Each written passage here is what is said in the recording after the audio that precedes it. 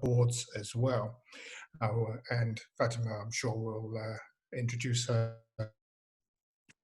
a little later.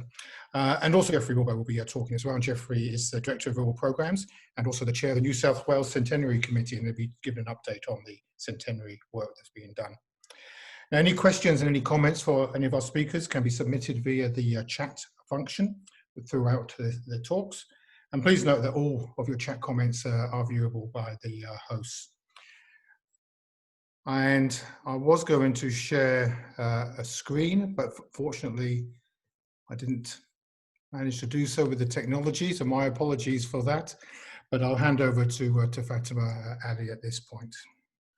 Okay, thank you. I'm going to share. Can you all see what Better luck than me. Yes, there it is. Okay. First of all, welcome to you all this afternoon. Let me start by acknowledging the traditional custodians of this land on which we normally meet, the Gadigal people of the Eora Nation, and pay my respect to their elders past, present, and emerging. I also extend that respect to leaders of all the lands of the participants in this meeting and to any Aboriginal or Torres Strait Islanders people in the audience today.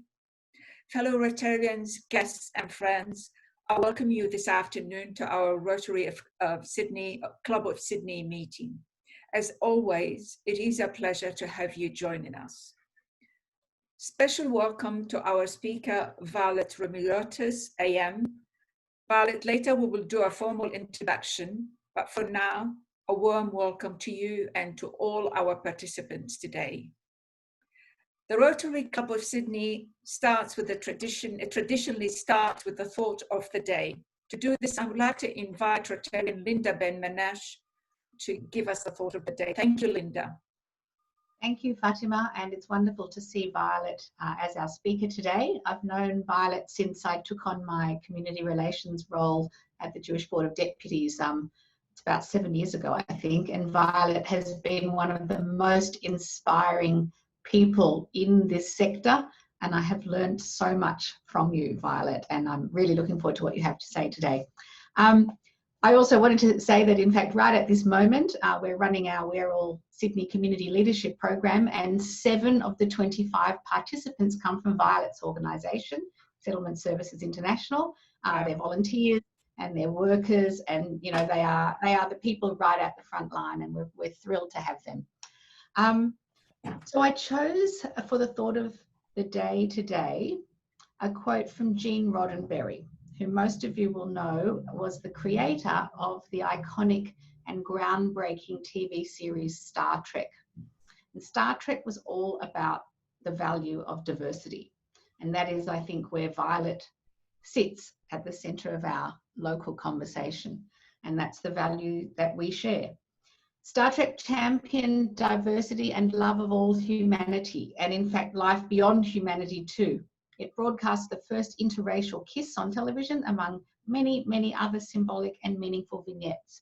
I grew up on Star Trek, and I have no doubt that its images and messages shaped my thinking and my work until today. Now, although he was a revolutionary thinker for his time, Roddenberry's sexist language in this quote does reflect his time, so I ask you to excuse it. He said, "If man is to survive, he will have learned to take a delight in the essential differences between men and between cultures.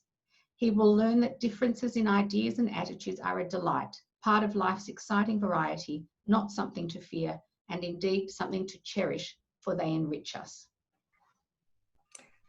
Thank you. Thank you so much, Linda. I grew up on Star Trek as well, so I'm a fan. Thank you so much.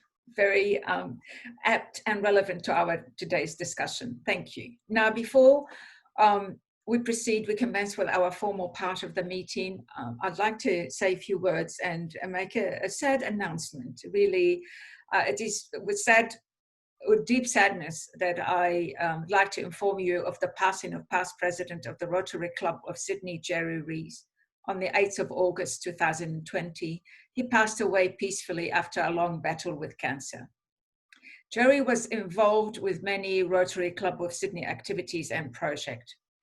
over many years. As president, he led the club in supporting an innovative early childhood educational enrichment program offered at La Perouse Public School, teaching parents of 3 to 5 years old how to develop their child's school readiness, communication abilities, and relationship skills before they began their education in the classroom, as well as financing a microcredit bank in a very poor region of the northern Philippines to lift some 15,000 working poor up the economic ladder. After moving north, Jerry joined the Rotary Club of Byron Bay. He was a past president, and until his condition worsened this year, he was president of that club as well. He leaves behind his wife, Lee, son, Andrew, and granddaughter, Alisa. Our thoughts are with his family and friends. He was a great Rotarian and a great human being. Vale, Rotarian Jerry Rees. Now, before I continue, I'd like to say a few words of thank you and appreciation. Now, following the news of the devastating explosion in Beirut last week, I received a number of emails, texts, and calls from fellow Rotarians to ask about the well-being of my family and express their sympathy and sadness. And some of you even asked, how can you support the victims of the explosion and the people in Beirut? To those, and to every one of you, I really want to say thank you. Thank you from my heart for your love and care. At times like these, kindness and compassion are what matter the most. It is indeed a very sad and difficult time. And for me personally, my nephew was injured, so we pray for him every day. We pray for the people of Lebanon. I don't know how much they can take anymore. So I'm going to move on with the meeting now and introduce our speaker. Really, it gives me a great pleasure, Violet, to introduce you today. You're a dear friend, but also someone I admire and respected a lot. Violet is a social entrepreneur who champions the strength of our diverse community. She is the CEO of Settlement Services International, SSI, a community organization and social business that supports newcomers and other vulnerable individuals to achieve their full potential. During her 8 years as CEO, Violet has taken SSI from a Sydney-based organization with 68 staff to an 800 plus workforce that supports more than 37,000 people nationally each year. Violet is committed to achieving equity and advancing diversity and inclusion in all forms. In 2020, she was made a member of the Order of Australia for outstanding service to the community. Violet is also a former Telstra Australian Business Woman of the Year. She has been named one of Australian Financial Review's top 100 women of influence for 2018 and was awarded the title of Community Fellow from Western Sydney University for her commitment and service to the community. Violet sits on a board of many organisations and government bodies, such as the Australian Council of Social Services, the New South Wales Domestic and Family Violence, the Australian Defence Forces Chief Services Committee's Diversity and Inclusion Panel, and the International Metropolis Steering Committee, and many, many more. The list is so long, I couldn't say it all today. I'm really looking forward to hearing you speak today, Violet. So over to you now. Thank you. Thank you very much, Fatima.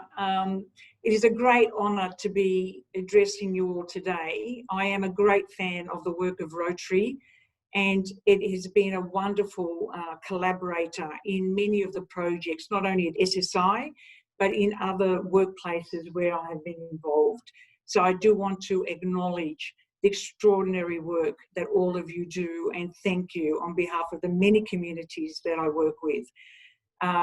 It's a great honour to, as Fatima's, as she has said, we're great friends for many years, and to see many familiar faces, wonderful colleagues and friends that we've collaborated with over the years.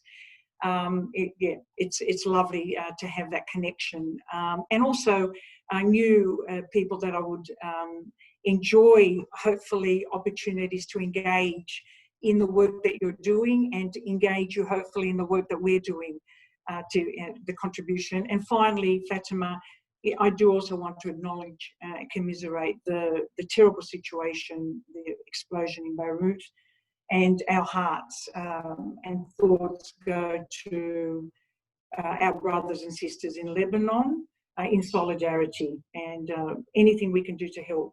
I know that many communities have been activated and helping their own way. And thank goodness for diaspora communities that also play a key role in keeping people fed and well as much as possible. So I'm joining you today from my office in Ashfield, which is land traditionally held by the Gadigal people of the Eora Nation. And I would like to pay my respect to the Gadigal elders, past, present and emerging, who've cared for this land since time immemorial. And I also want to acknowledge any First Nations people who may be joining us in this conversation today. As Fatima said, I'm the CEO of Settlement Services International. At SSI, we support newcomers and other Australians to achieve their full potential. We work in a number of areas, including settlement, child protection, employment and disability. And when I initially accepted this speaking invitation in February, when Fatima contacted me, we were living in a very different world. COVID-19 was slowly spreading out into the world, but there was still a general sense that this would, much like Ebola or the swine flu, health crises that largely left Australia untouched. Well, boy, were we wrong in that thinking. And by March, strict isolation measures were in place, and these resulted in about 500,000 people losing their jobs between March and April alone. And we're looking at something like a 10 or 11% unemployment rate by Christmas. So this pandemic has been confronting and had wide-ranging negative implications for many.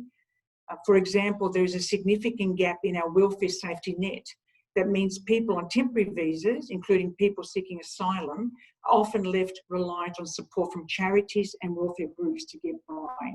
And we've done a lot of advocacy, but unfortunately none of the federal stimulus packages have targeted or supported this cohort of people. And thankfully, state and territory governments, most of them have stepped up and provided much needed support, and we are very grateful for that. In a survey of nearly 500 temporary visa holders in May, SSI identified that the majority had lost their jobs or were working reduced hours, and as a result, over 60% have gone without meals and been unable to pay rent or buy basic medication, essential medication that they needed. For a country as privileged as Australia, that is extraordinary that we had that situation, and children literally going to bed with empty tummies. But this pandemic has also offered some people the opportunity, I guess, to reset and refocus on their why, to go forward with a purpose that is better aligned to their values. And I want to speak to you today about clarifying perhaps your purpose and using this new normal as an opportunity to apply your business acumen and mindset to create impact that extends beyond your immediate customer base or your community base, those that you engage with and are of service to as well. So whether you're at the beginning of your career or starting a new phase, this is the time to consider what you believe in, to think about what you stand for, what your principles are, and the values that will serve you in the years to come. For me, one of my core values is social justice. This was born from watching my parents arrive in a new country from post-World War II Greece and to try and rebuild their lives. At that time, Australia did not have organisations like SSI to help newcomers. There was no support to learn English or to connect to the wider Australian community, to pursue study or employment goals. You really relied on your family, relatives and extended community members to do that. But nonetheless, my parents rose above those challenges to carve out a life here for themselves. It wasn't the life they envisaged upon leaving Greece. The truth be told, my father, for example, ran a corner store, a corner shop, a milk bar, in fact, the cornerstone of many Greeks of the time, rather than pursuing his higher education. but it was a life that was happy and prosperous. And I'm the middle daughter of 3 girls, and we lived happy lives in Western Sydney, immersed in community. So as my parents were building their business and building family, they also mortgaged their family home to buy a little cottage that is now a thriving parish in Bankstown, St. Euphemia, Greek Orthodox parish. And my parents' sort of experience instilled in me a deep belief that every person should have the right to achieve their full potential, a right to live the life they choose and to be treated fairly and with dignity.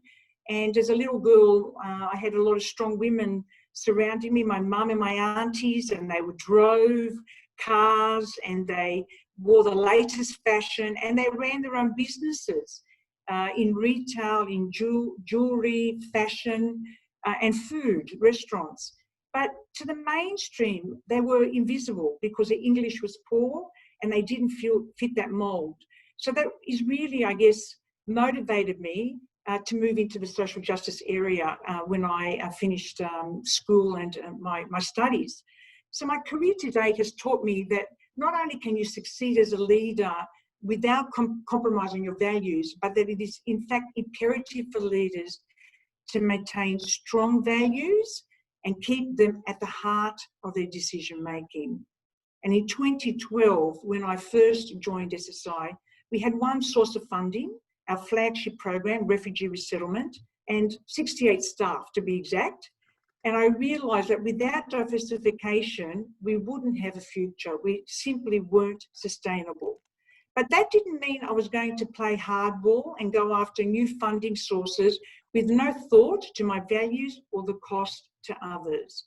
It meant finding new ways to safeguard SSI's funding that would also increase our social impact and strengthen our sector.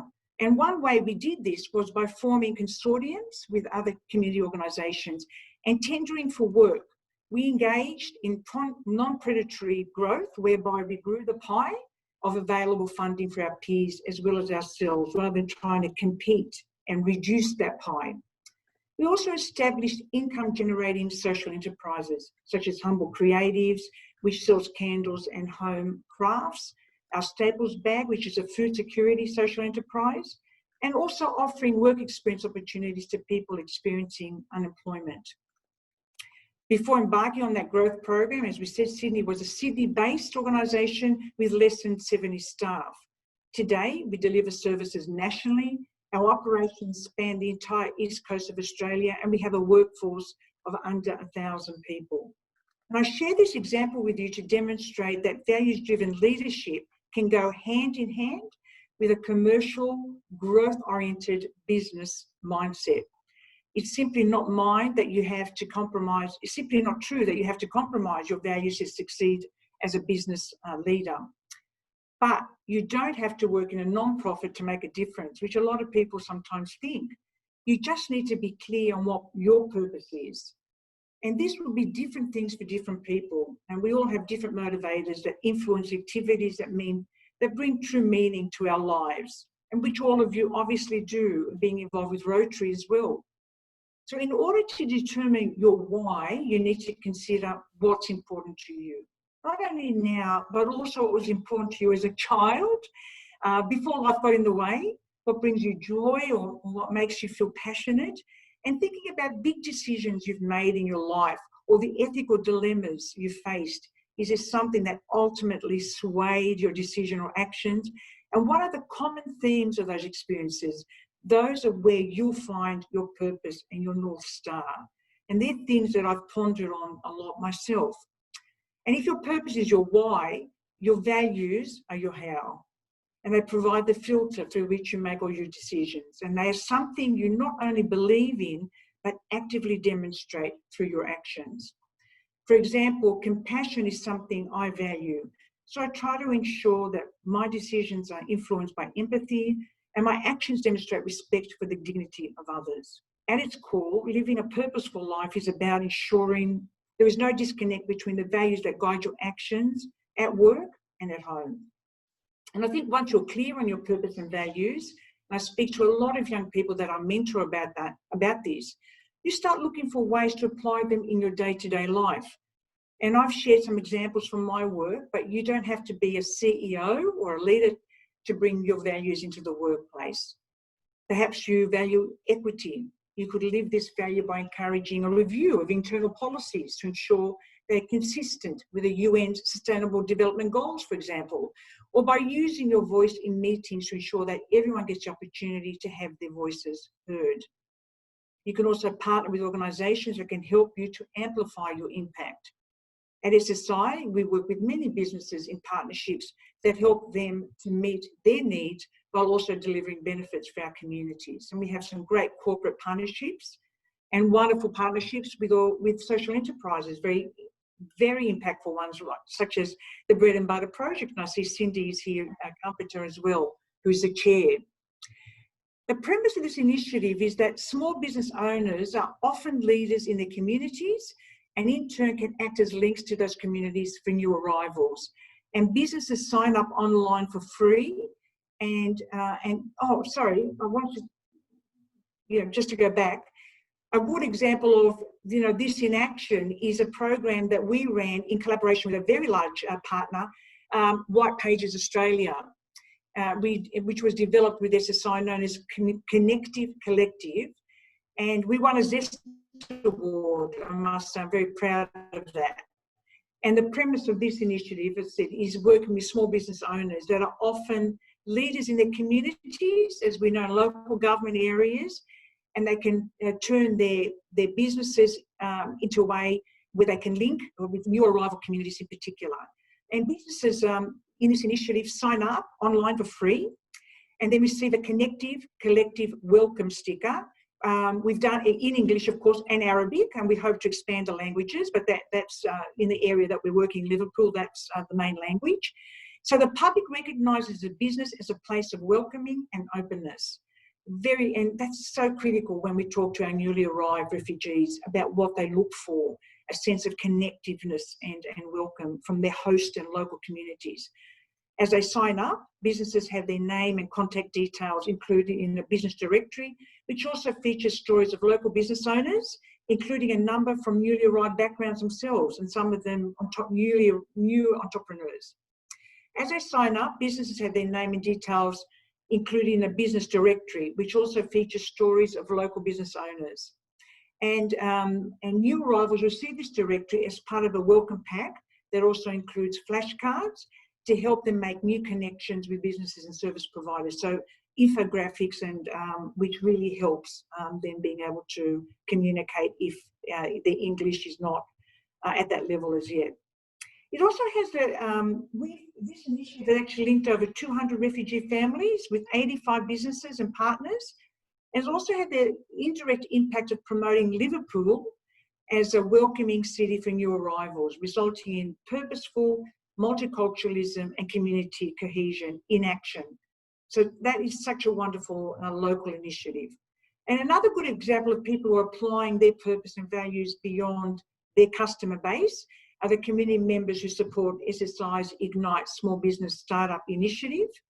And through Ignite, we link budding entrepreneurs with facilitators who assist in building an ecosystem of support and act as networkers to connect program participants with resources such as marketing, accounting and IT. So you have bankers and solicitors and students, master students who sit down and support people in the language and in the way that they need to be assisted to help their startup. And in many cases now, some scale-ups as well. And the central principle of Ignite is that refugees don't have all the skills to run a business, and the Ignite resource team is key to the model's success. SSI's role is to pull together a supportive ecosystem of volunteers who can link entrepreneurs into the services they need to launch and run a successful business. And to date, we've supported hundreds of businesses and have even exported this model to Canada, I'm very proud to say, which is now being used to support refugees and migrants into business in Vancouver, in the largest settlement organisation there. And we hope to go into Toronto soon as well. So I've shared with you today a roadmap for identifying purpose and looking for ways to apply this beyond your initial customer base or community. And I appreciate that times are difficult We're all navigating, as we were speaking about it at the beginning, informally, a new way of living and working, along with the emotional and mindset challenges that entails. One positive to come from this pandemic, of course, acknowledgement that we're in this together and we're only as strong as our most vulnerable members. And it's pretty extraordinary to see government and opposition, a bipartisan support in allocating of funding and resources to the most vulnerable and turning their mind and their eyes to those people in the community that may never have really been frontline vision for government. And to have nationalised private hospitals and free childcare, be pretty extraordinary things for us, for a country like ours. And let's remember those as we move forward. So the isolation shutdown has also changed how we how we identify, I think, as Australians and how we identify as individuals. And unlike our parents and grandparents' generations who lived through depressions, world wars or forced migration, the majority of us have never really experienced such a fundamental change to our way of life. With that comes a questioning of our identity, I think, our beliefs and our values. What gives me hope is that questioning of values seems to be coming back with a number of common themes: family, friends, my health, equity, and significantly, we're not hearing about career progression, as people say, like the hot topics are, Sydney dinners, pay rise, the market, what are you buying for apartments, GDP, new car, and our net worth, really. So I'm not arguing that we abandon, I guess, the economic drivers entirely. What we need is, a compromise where the value of our society is not just measured by our economic output. And I think we could look across to Tasman to our New Zealand friends and their wellbeing budget, or the UN Sustainable Development Goals for inspiration and North Star. I firmly believe that we can become a productive society with a strong economic output that still looks after its most vulnerable community members and wellness of people. But the onus is on us as individuals to ensure we are clear on our purpose and values and applying them in our day-to-day. I guess they're the key things that I did want to raise. I look forward to hearing your comments and questions and our conversation. Thank you, Fatima, and thank you, Glenn. Thank you. Thank you very much, Violet. So we've got time now for some questions. And Violet, if you'd be kind enough to answer these for us. The first one is from Lena Schmidt. And Lena asks, do you follow on with their children? Are you collaborating with YGAP, YGAP Accelerator, First Gen's program here in Australia? I don't specifically, not aware of it, but I'm sure my colleagues working in the youth teams are engaged. I'd like to hear more about it. If you'd like to share that, I would love to hear more about it. And certainly I'll note it and take that to my colleagues. Okay, we'll get that information and just pass that on. Here's a question from Cindy Carpenter. Are you seeing any changes in the sentiment towards refugees after the bushfires and during the COVID-19 pandemic? Are we becoming more or less supportive as a society? Yeah, thank you, Cindy. It's an interesting question. It's quite complex. I think that if you look at the sort of some of the global perspective, there is very much a push to nationalism and my own country, my own people. And in many ways, the issue that I raised around temporary visa holders, in many ways, we've looked at the deficit at the moment around what they might cost rather than also, the strengths. And both sides of the ledger, if you want to use the accounting term, when things are good, our temporary visa holders are providing a good service, they're working, they're paying taxes, and then when things are difficult, it's expected, I think, in a society of, that values human rights, that you also, take on your responsibilities and caring for the most vulnerable. And if we look at the way that Australia is evolving, unfortunately, we're moving towards providing services to the most vulnerable based on visa type and not on need. And there's no other country I know in the world that actually does that. So we're compelled, as you know, with our contracts in many who provide services in this area, and Linda and others would know, where you're actually compelled to work with particular cohorts. So you actually have to ask people what their visa type is. Many many territory and state governments have actually been quite progressive and open, and have supported people who live in their states and territories, and you would say that that is expected. You should be doing that. If there's a child presenting with child protection issues, or a woman or a family member of family violence, that they should be supported because they require it, not because the visa allows. So I think there is a push towards codifying people, and human and civil rights, I think, are being eroded, I'd say, Cindy. Bushfires and now COVID has put a lot of stress on people, and you see the best of people and you see the worst of people. And as I said, we saw the best of federal government with bipartisan support and, you know, free childcare and JobKeeper, JobSeeker, but also drawing the line as certain people saying, no, we're not going to support them here.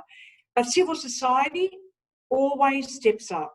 The charity sector, the not-for-profit, the service industry, organisations like Rotary.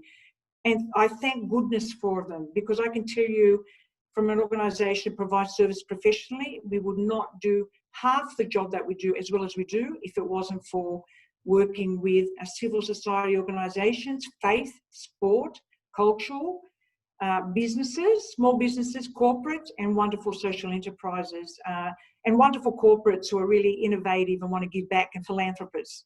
Civil society, third sector is wonderful. Thank you, Violet.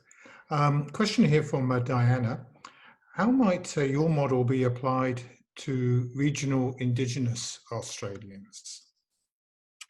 Oh, that would be a lovely challenge.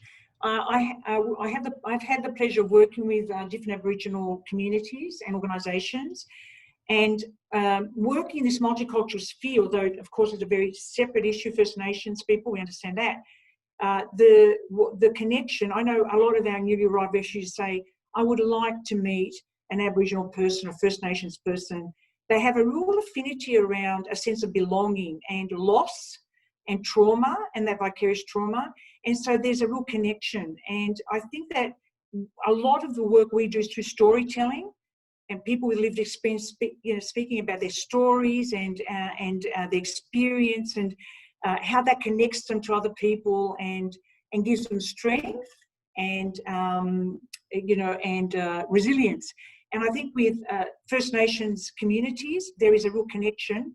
And I think the model we have of a lead that is able to support around governance and due diligence, and allowing small organisations don't have a lot of resources on the ground to do what they do best: service delivery, of service, connection, building capacity of those communities and the leaders, is very powerful. So I think it would work very well.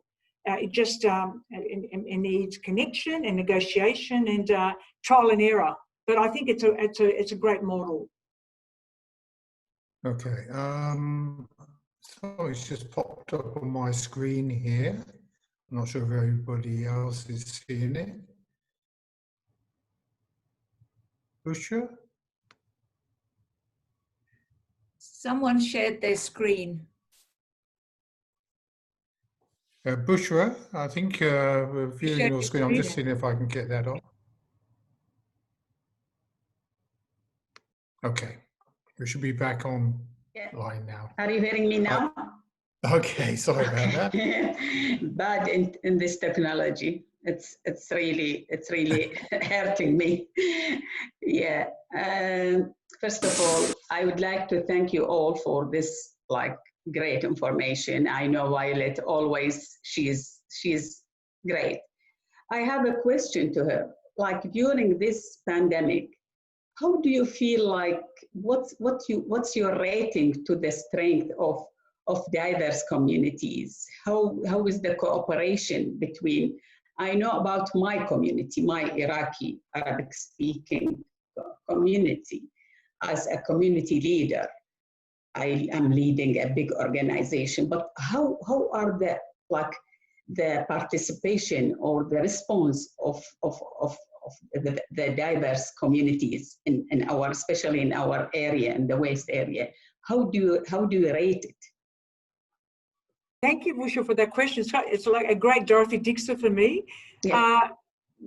I have a great respect for community leaders and their networks and our community organisations, especially the diverse ones. Yeah.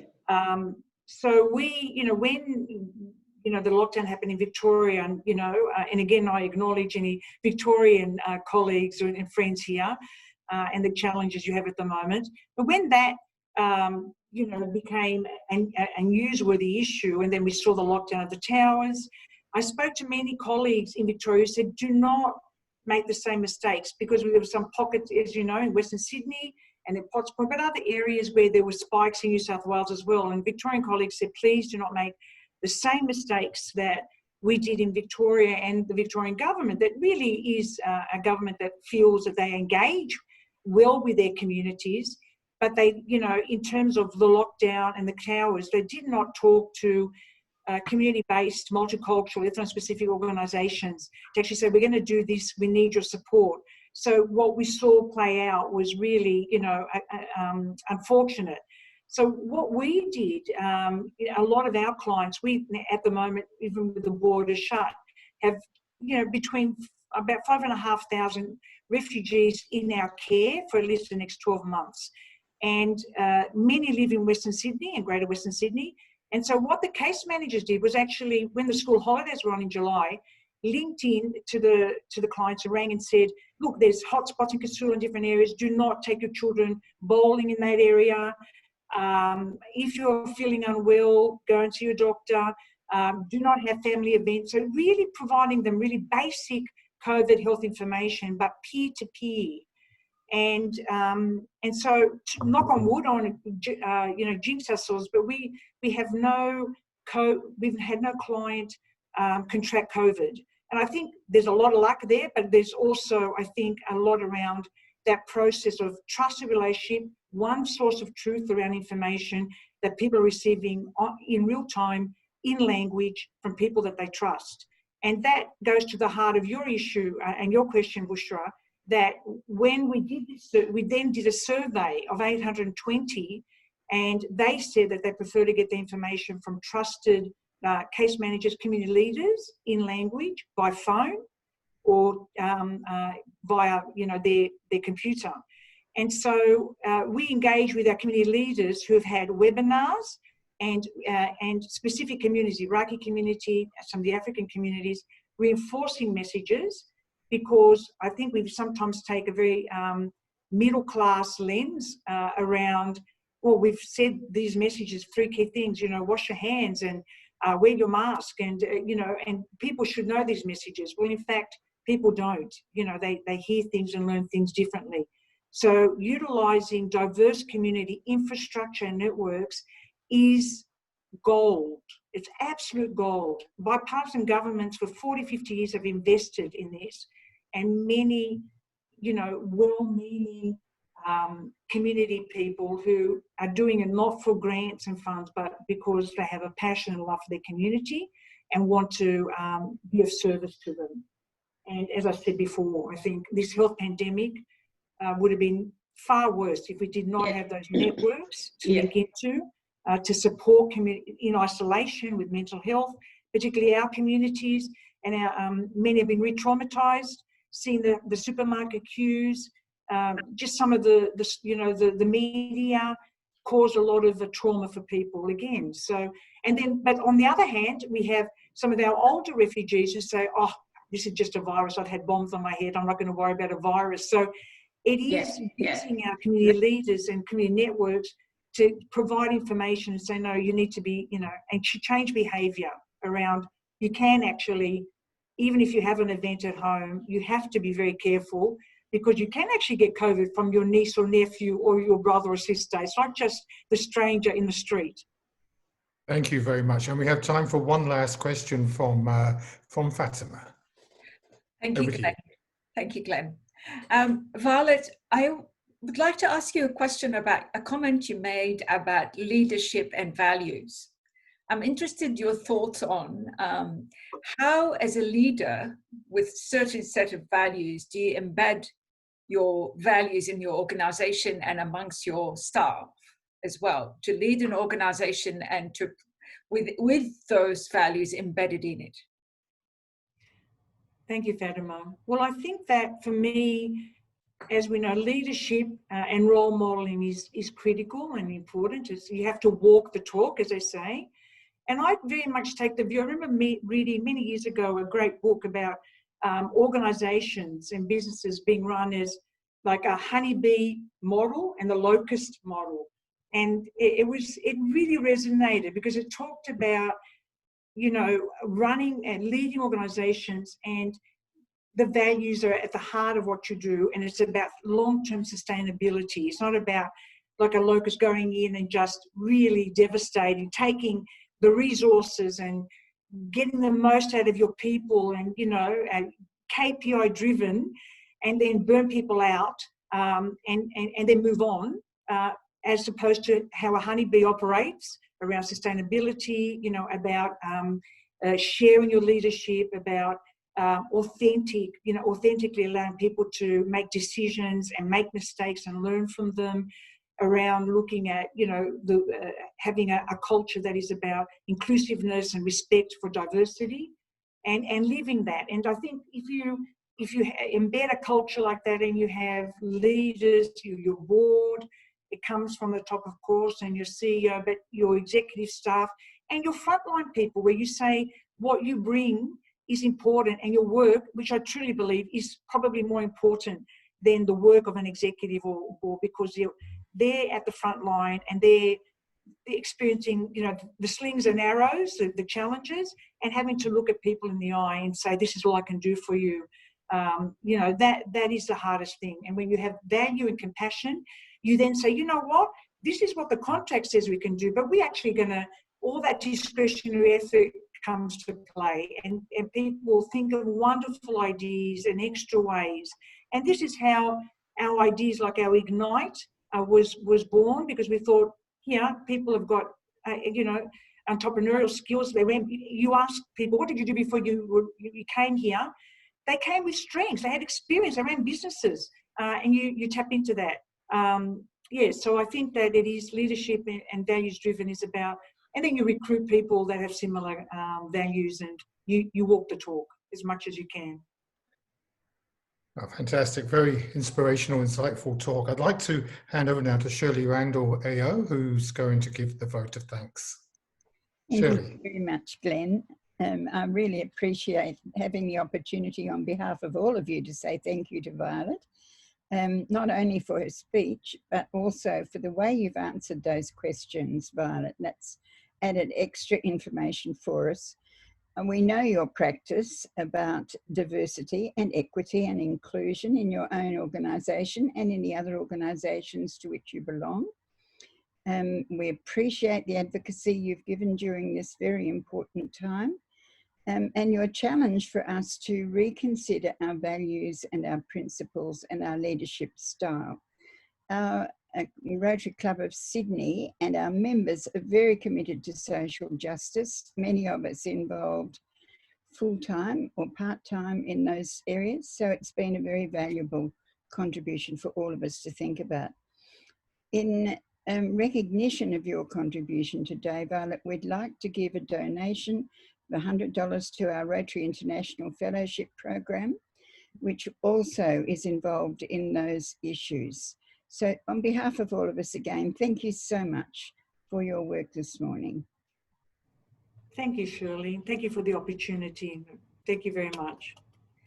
And from me, on behalf of the Rotary Club of Sydney, I want to thank you so much again, Violet, for indeed an inspirational and enriching experience and talk. Thank you so much. And I know you're a busy lady, so if you wish to stay with us, please feel free to do so. But if you wish to leave as well, you make your choice. Do whatever you like. But welcome and thank you. Welcome to stay, but do as you want.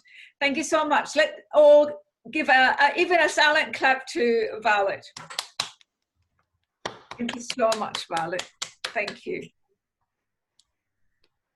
Okay, thank you very much. I'd like to now introduce Jeffrey Wilbo, and I do have a screen here for this introduction. Let me just see if I can pull it up. No, my technology is not cooperating today. Anyway, I will introduce Jeff to you, who will speak on our centenary project. Hi, Glenn. Thanks, Glenn, and thanks, Fatima. I do want to spend a bit of time just talking about the centenary year rather than specifically the centenary project. I did that a bit last time, and a lot of people know a great deal about it. So let me just thank you for the opportunity to say this, Fatima. We are now in the centenary year of the Rotary Club of Sydney, Rotary in Australia and Rotary in Australasia. And there often seems to be a bit of confusion as to which of those we're talking about. So let me clarify. I mean, the Rotary Club of Sydney and the Rotary Club of Melbourne's charters are dated the 1st of May, 1921. The Rotary Club of Melbourne first met, thanks Glenn, the Rotary Club of Melbourne first met on the 21st of April, 1921. The Rotary Club of Sydney on the 17th of May 1921, and the Rotary Clubs of Auckland and Wellington in New Zealand in June 1921. So this is all of those things, and I don't think we should get too perturbed about whether we're at the moment celebrating the centenary of the Rotary Club of Sydney or Rotary in Australia or Australasia, because we're doing all of that. Our centenary year has been launched. I mean, at club level, it was launched back in February when we all met at Government House and were in the presence of Her Excellency, the Governor of New South Wales. In fact, I reflect that that was the last social event where we were all physically in one location. On a national level, it was launched on the 10th of July at Government House by the Governor-General and his wife. But of course, it was done for most of us online. It was a webinar. That was not the original plan. The original plan was hundreds of us in Canberra. But of course, we all know that the COVID restrictions stopped that happening. It was very good to see the level of innovation that was swung in, and I acknowledge particularly the work of Gary Brown in doing that, in turning what was going to be a face-to-face event into a virtual launch online. And dare I say it, as we go in, you know, who would want to run a centenary year when there was a nationwide, worldwide pandemic? Well, that's just where we are, and we just need to do it. There is a national committee, which Gary Brown chairs, and there is a Rotary Club of Sydney, New South Wales committee, which I chair. But like most things in Rotary, things are going to happen because they happen at club level. And the leadership of this centenary year is like the leadership of any other Rotary year. It's not going to be done by a national committee or by the committee that I head. It's going to be done by the president. It's going to be done by the vice presidents. And it's going to be done by all those other members of the board. In fact, all members of the club. So please come on board. All the major committee heads, Lena with services and awards, and Bernard with international services, and Mark with youth, and David with the peace building, and Karen with the newly formed climate action group. They're all working how their committees will be part of this celebration and part of the action. And I just would really like to encourage all members of the club. No member of the Rotary Club of Sydney needs an invitation to go to one of those committee meetings. You're all welcome at each and every one of those. So that's a tried structure of engaging members of the club. So please come part of our leadership team and help us celebrate this centenary. The centenary is not actually a date. To my mind, it's this opportunity we have to restate Rotary values and to launch our next 100 years. And some time ago, a number of us said across the club, the last thing we want to be doing in our centenary year is just pointing out that we started PCYC, we started the Northcott Society, we started Vision Beyond Oz. We want to say all that, but we wanted to be doing things now, as we always have. We've adopted Achieving for Others, the title of Brian Fletcher's book, as our kind of club motto, if you like. It fits in well with service above self, which is the Rotary motto generally.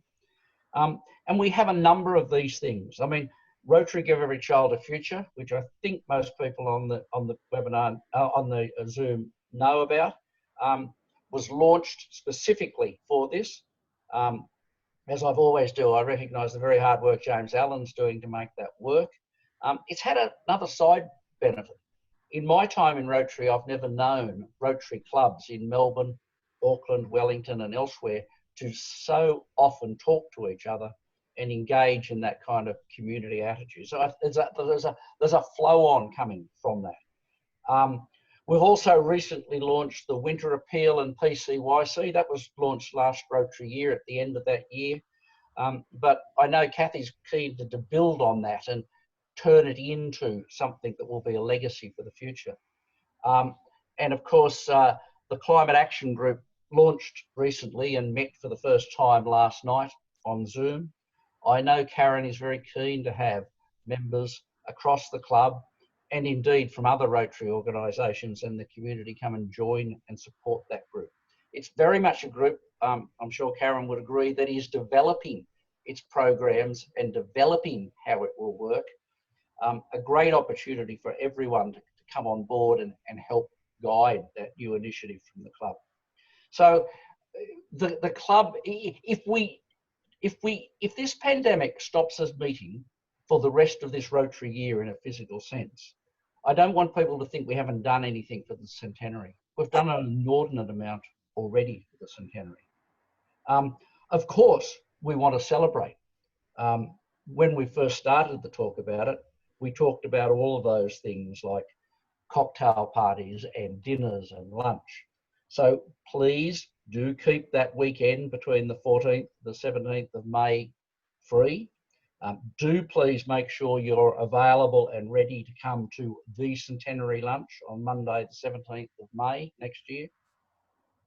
Sure, we live in very uncertain times and we may well have to adjust and vary, but hopefully we'll all be there and all in one place. So please do that. We have lots of other things. Fortunately, our first thing is some good news from Rotary, which will come into vogue next month. At least that's COVID friendly. We're looking at tree planting, and of course we're looking at a Rotary stamp, which Australia Post will launch, and Rotary coins, which the Mint will launch. So there's a lot to happen, hopefully in person. So finally, one of whilst we're looking at programs and while we're looking at celebrating, I unashamedly ask us also to look to our past. I don't think it's quite up on our website yet, but it will be certainly there soon. Is a one-pager on Sir Henry Braddon. He was our first, second and 15th president of this club. He was an inspiring businessman.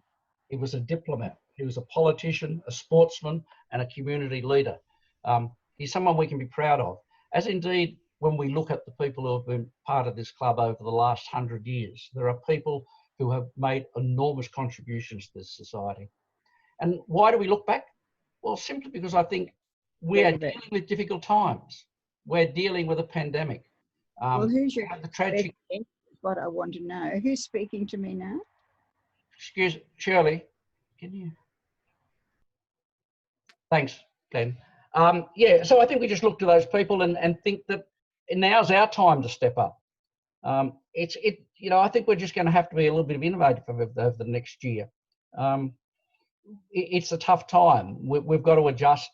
And what I was going to say, hang in there and stay with us, but I don't want you to do that. I want you to come on board and lead us and help with us, because we need members of this club.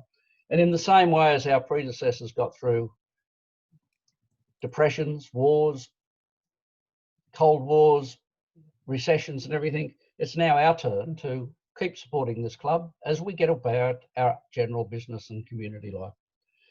So please come on board, help us with the centenary, help Fatima as we get through the year of her presidency, which happens to be the centenary, and let's work together. Thanks, Glenn. Thanks, all of us. Okay, thank you very much, Jeffrey. Now at this point, I'd like to hand over to, to Fatima for closing remarks and an announcement. You're on mute still, Fatima.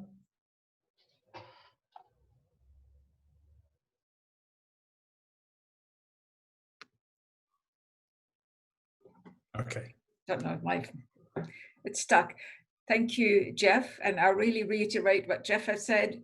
Please think about how you can contribute, how you can participate, not contribute, participate in the different activities that we are planning for the centenary year. And all the information is online and also in the newsletter that was sent to you on Monday. But anytime you can contact me or contact Jeff for your involvement. Now, we're reaching the end of our meeting today, so I just want to make a couple of announcements about activities coming up. On Saturday, the 15th of August, we have an excursion for those who are, who dare to get out on and catch the ferry to go to the Cockatoo Island. So there are details of that as well on the website. We expect to be there. We would like you all to be there by around 11:30 on the island. So whatever way you make it, I know you have to be on the ferry, but yes, Phoebe Alexander our fellow Rotarian, would take us out on a tour on the island. So I'd love to see you, whoever can make it. It would be great to have you there. The other, for next week, we have a speaker, Robert Tigner. I'm sure you know, you have Robert is a former politician, he will be talking next week about his experience, his biography, and particularly about when he discovered his adoption. So it'll be interesting talk. He has so many stories to tell, but the fact he's going to talk about his personal experience as an adopted person, I think will be fascinating, and will be as well a warm story of someone who has been so well known and as a politician. And he held many other positions. He was the CEO of Australian Red Cross and many other positions since then with the International Federation of Red Cross. So I hope to see you then next week, and otherwise have a safe week, and see you next week. Thank you so much for being with us today. Thanks a lot. And this closes the formal part of our meeting. But if you wish to stay, as always, please stay online. And for those who want to have a chat and fellowship, please stay if you wish. Thank you so much. And thank you for those who are attending from outside our club. It's a pleasure to have you. Thank you.